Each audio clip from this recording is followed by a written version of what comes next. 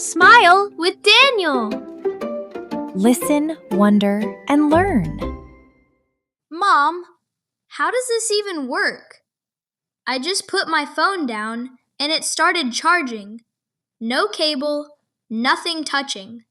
How is electricity getting into my phone through the air? Daniel, the electricity stays in the wires. What crosses the gap is a magnetic field. So, magnet? You're closer than you think. So, inside that charging pad, there's a coil of wire. Just a thin wire wound into loops. And when electricity runs through it, something invisible happens around it. A magnetic field appears. Like the field around a magnet. Yes, exactly like that. But here's the thing. Magnetic fields and electricity are connected in a fascinating way. If you put a second coil of wire inside a changing magnetic field, electricity starts flowing in that second coil, all by itself. So the field jumps across and makes electricity in the phone? In the coil inside your phone, yes. The charger creates the field. Your phone has a coil that catches it, and that changing magnetic field makes electricity flow in that coil, which charges your battery. So there's an invisible handshake happening between the pad and my phone. An invisible handshake. I love that. And this idea, using a magnetic field to create electricity in a nearby coil, is called electromagnetic induction. And the person who figured it out wasn't a tech company. It was a scientist named Michael Faraday in 1831. 1831? That's like almost 200 years ago. Almost 200 years ago. Faraday was experimenting with wire and magnets and discovered that a changing magnetic field could make electricity flow in a nearby wire. So every time I put my phone on that pad, I'm using something a scientist figured out before cars even existed. Before cars. Before light bulbs. And then, about 60 years after Faraday, a man named Nikola Tesla had an even bigger idea. What if you could send electricity, not just a few millimeters, but across a whole room? Across a city? What if the whole world could have wireless power? Wait, someone already tried that? Tesla built an enormous tower on Long Island in New York, specifically to try to send electricity wirelessly across long distances. He ran out of money. The tower was never finished, and he died without ever pulling it off. That's really sad. It is. But here's the thing. His dream wasn't wrong. Just ahead of what was possible at the time. Because now, your phone charges wirelessly every day. Tesla just wanted to do it over much greater distances.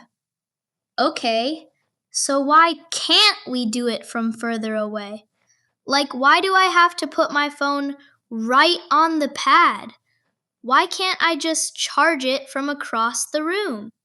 Because magnetic fields get weaker extremely fast as you move away from the source. A few millimeters away? Strong enough to work. A few centimeters? Already getting weak. A few feet? Almost nothing left. The field just fades out very quickly. So it's like a flashlight.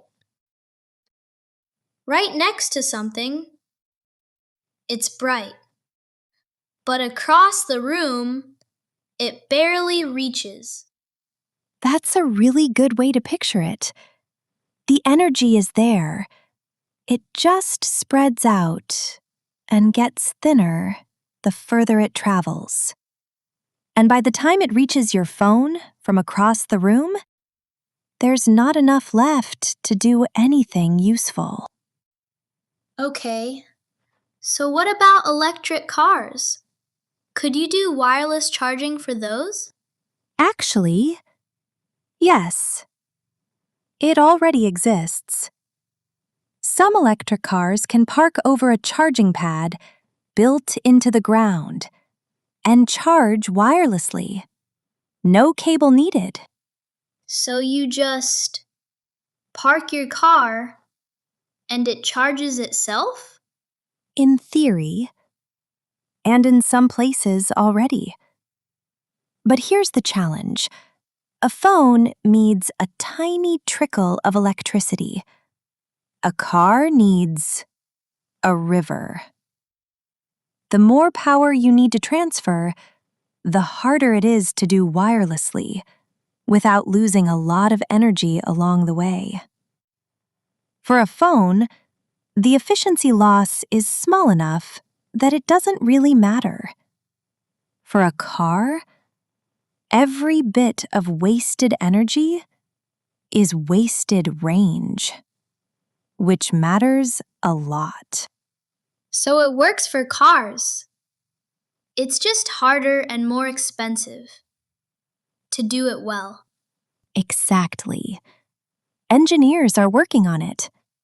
There are already roads being tested in some countries that can charge electric cars while they're driving over them. While driving?